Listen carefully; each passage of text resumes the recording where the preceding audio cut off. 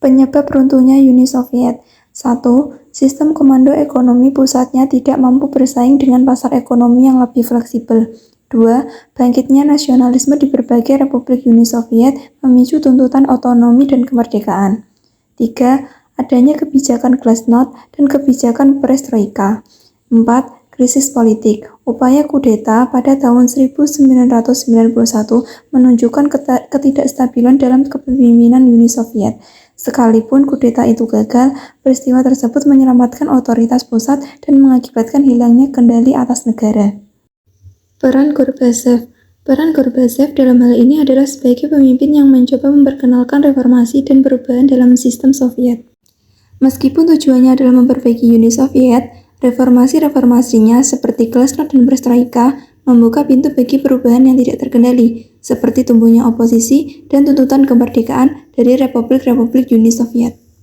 Meskipun Gorbachev tidak bermaksud menghancurkan Uni Soviet, ia berharap dalam mengubah status quo, memberikan kontribusi besar pada runtuhnya Uni Soviet dan membentukkan negara-negara merdeka yang menggantikannya. Bagaimana keadaan dunia saat ini jika Uni Soviet tidak bubar? Yaitu 1. Jika Uni Soviet tetap ada, kemungkinan besar kita akan melihat berlanjutnya perang dingin antara Uni Soviet dan Amerika Serikat yang akan mempengaruhi politik luar negeri, persaingan militer, dan geopolitik global.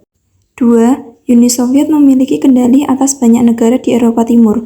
Jika Uni Soviet tidak bubar, negara-negara ini mungkin tetap berada dalam pengaruh Uni Soviet yang akan mempengaruhi keadaan di Eropa Timur. Dampak positif dan dampak negatif runtuhnya Uni Soviet. Dampak positif. 1. Banyak negara bekas Uni Soviet beralih sistem demokrasi multipartai setelah runtuhnya Uni Soviet, memberikan lebih banyak kebebasan politik kepada rakyat mereka. 2. Runtuhnya Uni Soviet membawa kemerdekaan bagi banyak negara bekas Uni Soviet yang sebelumnya berada di bawah kendali Uni Soviet.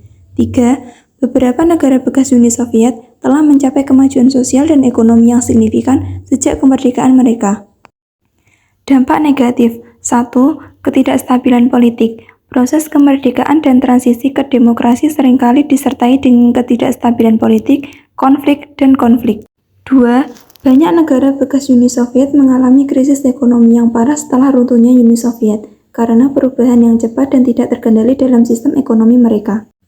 3. Konflik etnis dan nasionalis kadang-kadang muncul di beberapa negara bekas Uni Soviet, seperti perang di wilayah Nagorno-Karabakh dan konflik di wilayah Transnistria.